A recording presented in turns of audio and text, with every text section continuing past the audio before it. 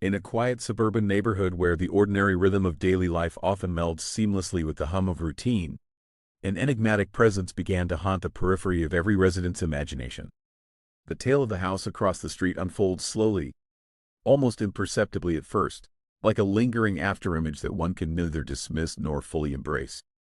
It is a story that threads together the eerie and the mundane, hinting at secrets that shudder beneath a placid surface and stirring a sense of foreboding curiosity. Long before anything out of the ordinary occurred, the house across the street was simply another structure among many, a modest two-story building with its own schedule of sunlight and shadow. The facade, a testament to a style of a bygone era, boasted of faded white paint and dark trim with intricate details that hinted at the care once lavished upon it. Over time, though, the once vibrant colors had mellowed into muted tones, and the house seemed almost a slouch beneath the weight of its own history. At first glance, nothing seemed remarkable about it, yet neighbors occasionally whispered among themselves about its stoic demeanor and the way it seemed to house mysteries too enigmatic to be explained by mere wear and tear. As twilight descended each evening, the street transformed into a palette of deep blues and long shadows. A soft luminescence would spill from the windows of the house across the street, though in some nights, the lights flickered as if dancing to some erratic rhythm. It was on one such night that the subtle signs of disquiet first presented themselves. The flickering was not the carefree play of a dying bulb or the mechanical dance of a misbehaving electrical fixture. It was a deliberate, almost calculated pattern. This pattern was soon complemented by fleeting reflections. Vague shapes briefly emerged behind heavy curtains, and the vague impression these phenomena left on the mind was that of an unspoken invitation to look closer into the mystery. In the hushed stillness of that evening, the narrator, who had spent many months carefully observing the quiet ballet of suburban normality, began to note the minutiae of these disturbing occurrences.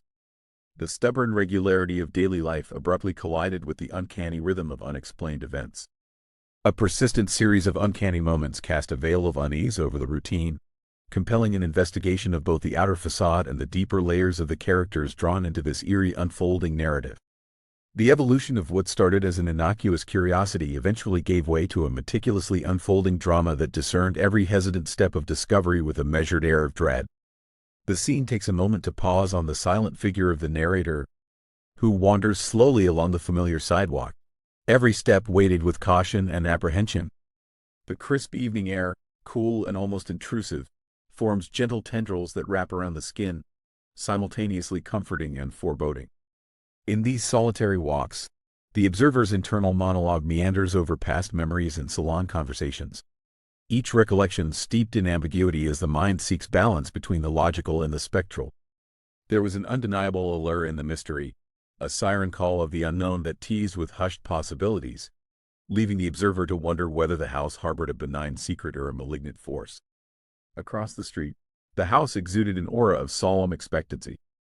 The windows, darkened and reflective, became canvases on which the interplay of light and shadow danced a silent narrative of their own. Every so often, a solitary light would bloom in one of those rooms, briefly illuminating a fragment of the mystery before succumbing once more to the inky embrace of darkness. The pattern of flickering was not entirely random. It evoked the deliberate heartbeat of a living entity, a rhythm that suggested consciousness and perhaps even awareness. This rhythm clashed subtly with the stillness surrounding the neighborhood, growing more insistent as nights lengthened and the once intermittent disturbances came to define the character of twilight. Within the confines of the house, one could almost imagine vestiges of a life once lived with rich texture and complexity. Dust motes danced in the beams of errant light as heavy layers of time subtly transformed every room into an archive of memories. The heavy curtains, always drawn tight against the prying gaze of the day, now served as both guardians and barriers, protecting secrets on one hand while simultaneously provoking the imagination to peer beyond. In these moments of unconscious observation, the ordinary morphed into something charged with mysterious intent, blurring the boundaries between fact and fable, illusion and reality. Gradually, the observer finds himself drawn into a deeper exploration of these uncanny occurrences, compelled to note the subtle variations that marked each night. What began as a flicker soon burgeoned into a pattern of inexplicable events, soft echoes of movement in deserted rooms, the indistinct outline of a figure in the periphery of vision, and the persistent sense of being watched from the sanctuary of a darkened room. Every detail, however slight, contributed to an accumulating impression that something was amiss. The act of watching itself began to feel like a two-way mirror, a mirror that not only reflected the observer's cautious presence but also seemed to register it, provoking an unspoken reaction from the other side of the street. As days bled into nights and the observer's unease grew, memories of stories and warnings passed down through generations loomed in the recesses of his mind. Every neighborhood, it was said, harbored its secrets, some benign, others sinister. Yet the current enigma carried an added layer of complexity. It was as if the disturbances were not simply random aberrations but deliberate gestures, a kind of cryptic communication from a presence both near and far. The more the observer considered the possibility of simply dismissing these oddities as tricks of light and shadow, the more the idea of being part of a larger, preordained narrative began to take root. The night grew deep, and the street quieted as the observer's pace slowed. Each sound carried weight in the stillness, the rustle of leaves stirred by a gentle breeze, the distant hum of suburban life winding down for the night, and the background murmur of an unseen world that continuously challenged the accepted order. The house continued to exalt its silent enigma, almost daring the watchful eyes of the neighborhood to come closer, to witness the unfolding drama that was as unpredictable as it was mesmerizing. Its dark silhouette against the star-riddled sky served as both warning and beacon, a tangible reminder that not every secret should be unearthed without a measure of risk. In one particular instance, the observer noticed a subtle yet distinct change in the pattern of the house's behavior. Unlike the usual flicker that had grown familiar over time, on this night there appeared a sequence of lights that moved with an almost balletic grace from one window to another, as if choreographed by an unseen conductor. Every pulse of light carried with it a weight of significance, weaving an intricate tapestry that invited the observer to decipher its meaning. This luminous dance, though ephemeral, hinted at a hidden narrative that might explain the subtle forces at work in a place seemingly frozen in time. The observer's heart pounded with the simultaneous thrill of discovery and the dread of what might be revealed, caught in the tension between rational mind and haunted intuition. The reflective surface of the house served as a mirror for not only the light but for doubts and questions that had long festered in the quiet corners of the mind. Each night, as the observer's eyes adjusted to the interplay of gloom and illumination, an internal dialogue ensued. There was the thinking part, attempting to rationalize the erratic behavior of electrical circuits or the stray orbits of a misbehaving drone of chance. And then there was the instinctive part, the deep-seated sense that something beyond the ordinary was at play. It felt as though the house possessed a soul of its own, one that was slowly gathering strength with every nebulous flicker and every silent movement behind drawn curtains. That feeling, intangible though it remained, grew until it became an almost tangible presence, a quiet, creeping entity that pervaded the observer's thoughts and dreams. The shifting interplay of light and darkness continued its mysterious performance, slowly revealing layers of meaning that stirred both dread and awe. The subtle transformation observed in the glassy eyes of the windows and the wavering reflections in the puddles on the sidewalk spoke of a delicate, almost poetic balance between existence and non-existence. It was as though the house, in all its apparent stillness, was orchestrating a symphony of paradoxes, a silent opera performed for an audience of uncertain vigil. In the interplay of shadows and fleeting images, the observer recognized an invitation to engage deeper with the enigmatic narrative, a silent challenge that resonated with the timeless thrill of discovering the hidden threads that connect past and present. Every detail contributed to an ever-growing chronicle of suspense, where each night's events built upon the last with relentless precision. The observer began to notice that the phenomenon, as disturbing as it was, carried an underlying sense of inevitability. It was as if the events were not chaotic disruptions, but rather integral parts of a meticulously planned sequence. There was an artistry to the timing and arrangement of the flickering lights and transient figures, a composition that demanded acknowledgement of both beauty and terror. The house across the street became a silent storyteller, weaving together disparate moments into a narrative that, while eerie and disconcerting, held an undeniable magnetism. In the weeks that followed, the narrative of the house crystallized into a distinctly defined legend among the community. Subtle reverberations of the mysterious occurrences extended beyond the observer's personal experience, allowing the tale to seep into the collective subconscious of the neighborhood. Yet, within this shared story, each individual experience was as unique as the shifting patterns of light on the old building's walls.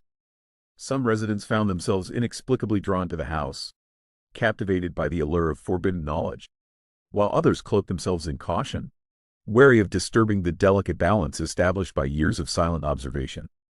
The transformation of the ordinary street into a stage for inexplicable wonders elevated every mundane moment into a brush with the unknown. Under the watchful gaze of the night sky, every element of the scene contributed to a palpable atmosphere of suspense. The ordinary sounds of suburban life, footsteps on a sidewalk, the low hum of distant traffic, and the whisper of wind through trees, became part of an intricate score accompanying the unfolding mystery. Every rustle of leaves hinted at unseen presences, and every echo in the darkness resonated with the spectral heartbeat of the house. The observer, now deeply ensnared in the allure of this unfolding drama, found that the simple act of glancing at the house evoked a surge of adrenaline and wonder. It was as if the very act of observation had awakened something within the house, a quiet awareness that reinforced the notion that the observer's presence was not as discreet as once believed. As the night stretched longer and the crisp autumn air evolved into the deeper cold of an encroaching winter, the house across the street continued its silent monologue. Its windows, sometimes clear and at other moments obscured by the shifting gloom, gradually suggested a deliberate narrative pieced together from the interplay of light and shadow. There was a time when the observer noticed what could only be described as a pattern, a hidden code embedded in the very way the lights pulsed and faded. Like a series of symbols, each flicker seemed to point toward an underlying secret, urging not only curiosity but also caution. The constant reminder, as if etched into every beam of light, was that some doors, once opened, might usher in revelations too potent to be comfortably contained. In the delicate balance between fascination and fear, the observer began to perceive the true nature of what he had set out to witness. It was more than a series of coincidental electrical failures or natural anomalies. It was an intricate interplay of human longing, supernatural suggestion, and the inevitable consequences of curiosity. The story of the house across the street had woven itself into the fabric of daily existence, drawing the observer into a labyrinth of memories, possibilities, and warnings. Each step taken in that quiet suburban setting reverberated with a heightened sense of purpose, as if every movement was preordained by the very forces that lingered unseen behind heavy curtains and within empty rooms. In the lingering silence of a particularly enigmatic night, when even the distant chirps of nocturnal creatures seemed to soften into hushed whispers, the observer's mind swirled with the implications of his discoveries.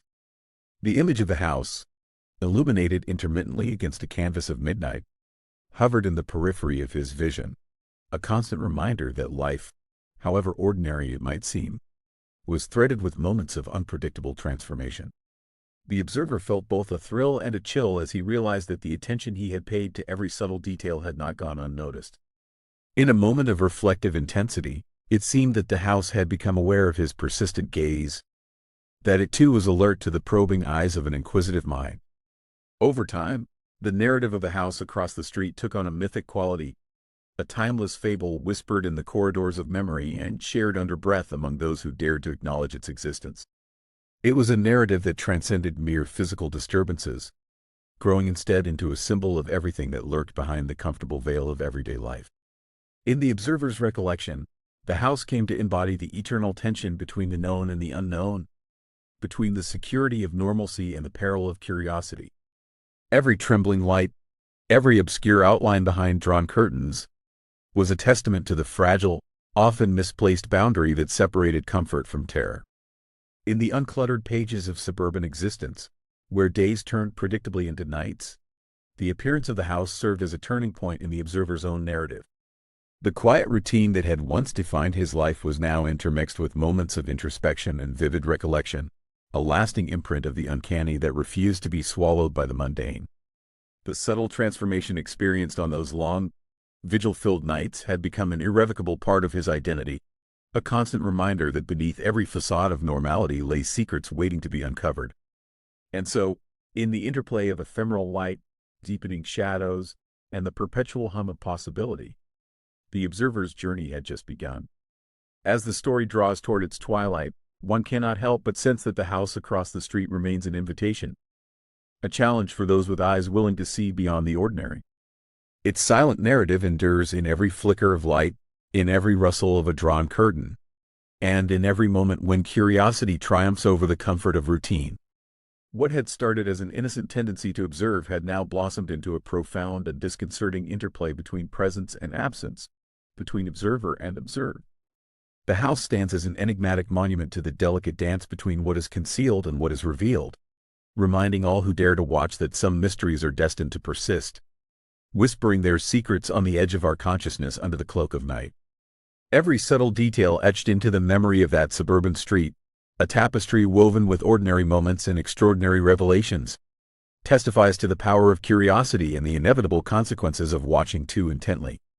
The observer, now forever marked by the persistent presence of something beyond explanation, carries with him the burden of knowing that every glance, every flicker observed, is inextricably linked to a greater, unfathomable design.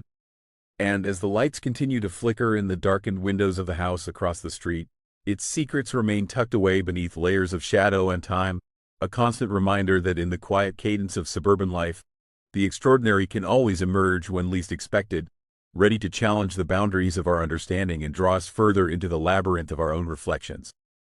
Thus, as the night deepens and the final embers of twilight succumb to the inky expanse of darkness, the house across the street endures as an emblem of mystery, a quiet sentinel standing guard over secrets that are both timeless and ethereal. Its story, compelling and persistently haunting, weaves together the veils of ordinary existence and the haunting allure of the unknown, ensuring that every curious gaze cast its way is marked by the shadow of an enigma that refuses to be confined to mere rumor or fancy.